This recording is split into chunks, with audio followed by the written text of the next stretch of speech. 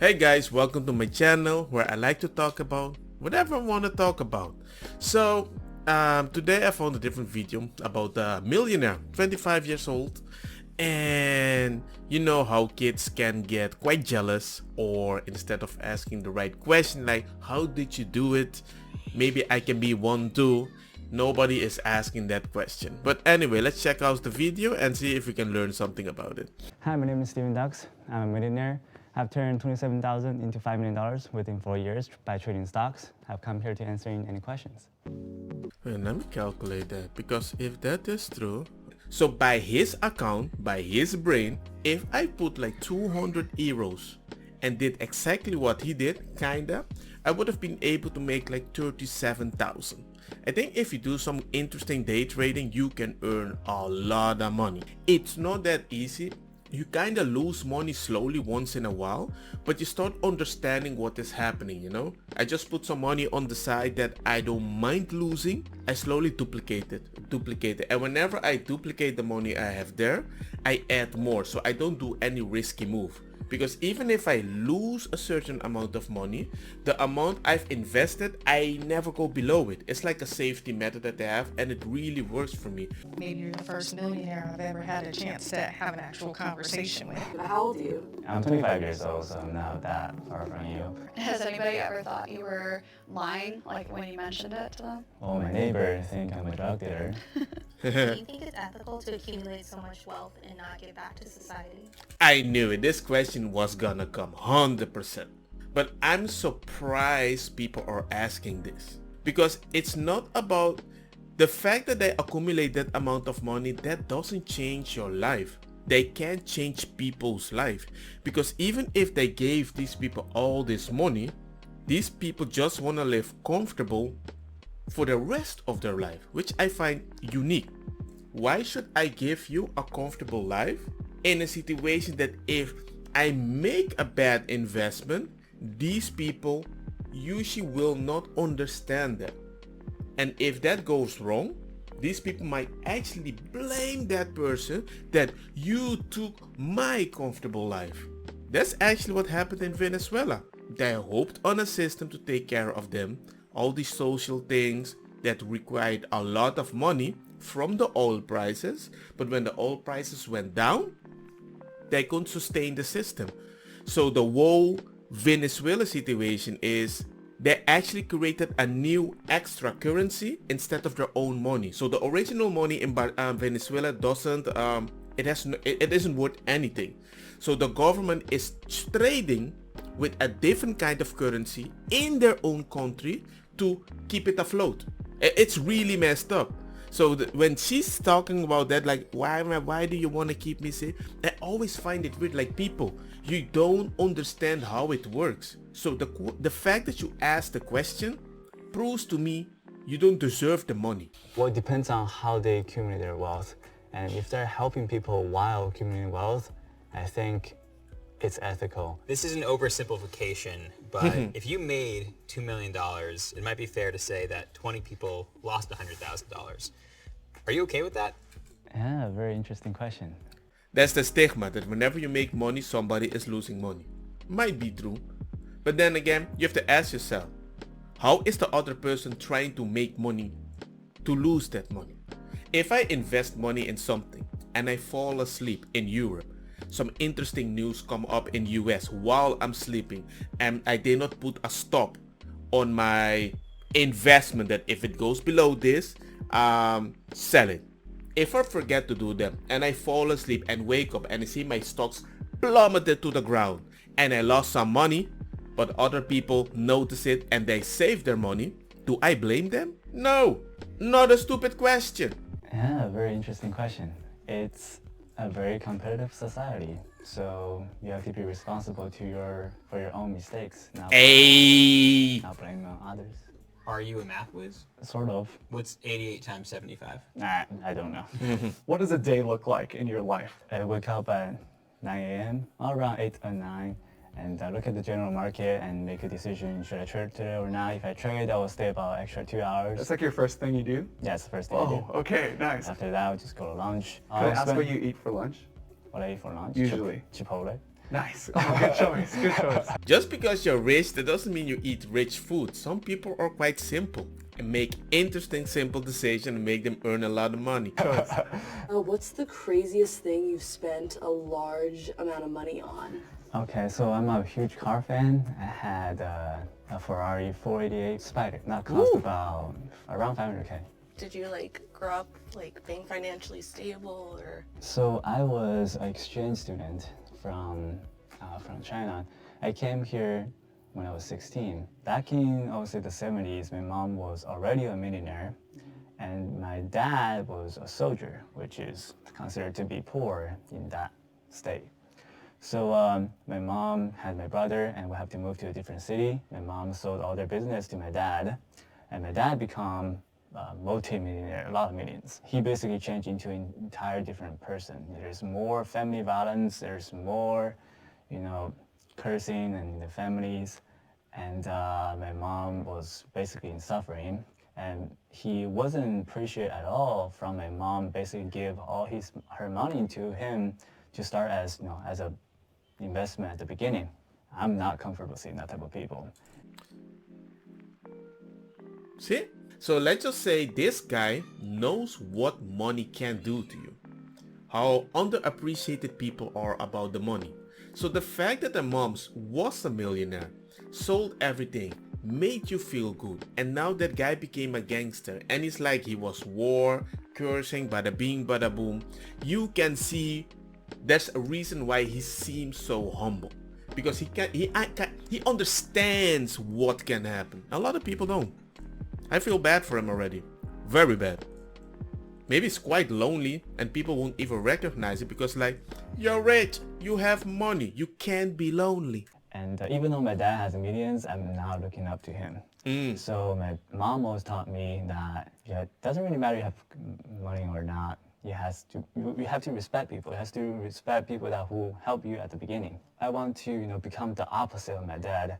Even though I went from the bottom to the top, I won't become the person that he did. Do you ever think of the fact that people like Warren Buffett or Ray Dalio come out really strongly against day trading? How so many financial experts would say that day trading is akin to gambling? How many professional football players can make over $2 million a year? Not that many. And how many people try to play professional football? A lot. And the only successful people can be about within 10%. Same thing with day tradings. And if you're going into this industry, if you're not prepared to be the top percent, and you just want to get in there and make quick money, and then you're going to be the 90% people going to lose money. That's actually interesting. Just the fact that you're doing day trading, that doesn't mean you don't day trade in the choices that you make in life. Like, you have to be responsible. If you want to do this, you have to do it right. So the people that are successful, they want to be the 10%. They don't want to be the possible 90%. You have to be good.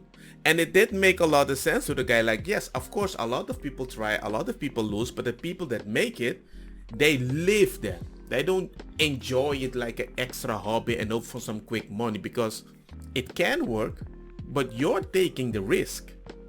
You take less risk if you risk a lot, but that's still a risk. So it's an interesting way to see it.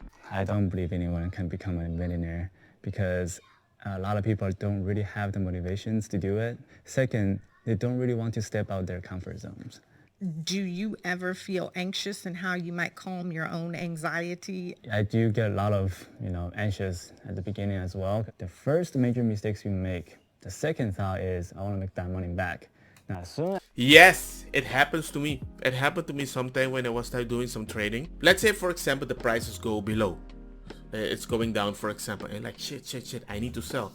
And sometimes you sell at the moment, and the moment you sell, it feels like, oh, it's going up again. And you didn't notice it because you thought it was going down. You had maybe a few hours break. But within the few hours, you're like, oh no, it went up again. So you're going to buy back because you're like, it's going up, right? But the moment that you sell at the wrong moment, sell right at the wrong moment, you realize when it goes back to the original count where it was, the amount of coins or whatever you had, it's lower. because you sold and bought at the wrong time. You bought it when the price was up. So you're like, damn, I want to make my money back. So you're going to do everything possible to get that money back. The problem is you should accept your losses as long as you have more money than you originally invested, because it's still a win. You need to calm yourself and don't try to fix the problem. Just try to make a better decision. And if you do it right, usually, at least in my experience, I was able to get some money back. Talking about that, let me check my stuff right now. As you have that second thought, you make the second mistake, then it's a chain reaction. You keep making mistakes until you blow up your account. The way to deal with that, just shut down your computer and come back fresh the next day. Yes. A lot of people can't do that. Yes. It's very difficult to control your emotions, especially you're playing with real money, but it just takes practices. It seems as though when you describe your methods, you can make money at will. If that's the case, then why sell classes? And if you searched about day trading, there's a lot of scams. I'm the victim of that type of courses. So I generated one course. It's full with content, no bullshit, and you just go straight to the point. I want to become the opposite of how they're selling courses. But if it was really about helping people and you're like financially set, you've got millions of dollars, then wouldn't you just want to like give away this information or charge considerably less? When I studied, I spent 10 hours a day, 365 days with no break. That's for the first year. And I can't just give stuff out there for free. Makes sense. I mean, of course, you can try to help specific people. If you're gonna help people, you need to help them correctly. But if I spend 10 hours, like 365 days, watching the market to make something so you can learn from it, that's totally different. If it's just walking and I can just ask him a few questions and he can give me, hey, answer 10 of my interesting questions about day trade, it's different. Has your millions brought you a lot of happiness? The more money you gain in a young age, the less friends you have. It's because you don't really have a similar topic. And once you spend majority of the time, diving into the market, and a lot of people in college, they're spending their time partying and building their relationships, and you guys don't really have a similar topic. Has being a millionaire impacted your relationships? Well, you can kind of tell people are come for you as a person or for your money. I can meet specific people that I'm not related to them at all, rich or poor. But the way I speak about specific games or specific movies or specific comic story and how it motivated me and how I feel, or how we talk about autism, and this guy like, hey, I have autism too. I'm like, really? And we can talk about the things that we experience and stuff. It's like, damn, you can really connect. And certain people that are so, they don't have like a normal life. They're really focused on their purpose. Usually they don't have time to have a bunch of friends. But then again, who wants a bunch of friends? At a certain age where I am, which I'm 14, I realize I don't care if I have 10,000 Facebook friends or 4, because I need only specific people to have some specific interesting conversation, and it's really important. Being a millionaire, you get a lot of straightforward gold diggers. Yeah. Where do you usually meet people? Probably workspace. I work a lot. I don't really go out that much. Do you have a girlfriend? Woo-hoo-hoo! No. Yeah, for now. No. Do you think you need to, when you date somebody, you need to find somebody else who shares that interest with you? Yes, and that's the reason why it's so hard to find a girlfriend. When I meet people, I was a little bit shy and don't really know how to talk to people. And when I talk to girls, and pretty much 50% of the info in my head are about generating data and engineering and numbers. Don't really share the same interests. It's hard to get along. It won't surprise me that he had that issue, but like I always tell people, usually when you meet a person, I don't think you need to have anything similar in that way. I think usually you need to focus on building interest between you two. For example, my wife is not gonna play League of Legends, try to make games, or tries to go into Bitcoins and those stuff. But anything that's related to my kids, anything is related to so for us to be comfortable and stuff like that, it's like we explore different avenues to enjoy life. And if these avenues coincide between us, it really helps. Then you don't really have to worry about find my life interesting. You can just focus on, hey, this is Gucci for us. And usually this us thing will keep you together because you can't compare it to other women you meet outside. Because this is something that only you two enjoy. And for me, it's very strong. Like a successful long-term relationship where you felt like someone was interested in who you are as a person and not your money? Yes, I had one, but it was a heartbreaking one. That's where I started trading and trying to be better of myself. So that heartbreak inspired you to start trading? Yes. Wow. Usually the first love, you declassify your own feeling, at least in my experience as a guy, and you just try to do everything for the woman because we're told that we need to treat women as a princess. As in his situation, seeing his mother going through that, you will respect your mother more because you try to do everything for them. But the problem with that is once you meet real ladies, they don't understand that concept. You give everything you want and they assume that is normal and that it can be so much pressure, and then you still need to provide and do all those stuff, and you just hit a wall and you start realizing, wait man, if I don't make my character, especially in US where money is all up, where everything is about money, you're gonna do it. It puts you on a stepping stone, but I think it's sad and necessary. Because if he doesn't do that, he'll never be comfortable meeting another lady because he doesn't want to feel again without anything. So you were not a millionaire during this relationship? No, I was not. Yeah, no. Have you had contact with this person? Does she now see like, man, I missed out? I don't think she cares. Yeah, that's the problem. Ooh, that I did not see that coming. I did not see that coming. But the way he said it is like, so either she went with somebody that's richer than him, so maybe that's why he made that money, which is kind of sad. But still, he doesn't respect that because her mother doesn't respect them, and her mother taught her about all these rules. So if it's not that negative thing that I'm thinking, it might be the positive thing that they just don't link because she doesn't care about money. So I started dating this girl when I was 19, and at that time I wasn't trading, wasn't have any type of money at all. I was an engineering student. I was so dedicated to this relationship, and I spent pretty much all my money to buy a ring. Damn! Okay. Damn!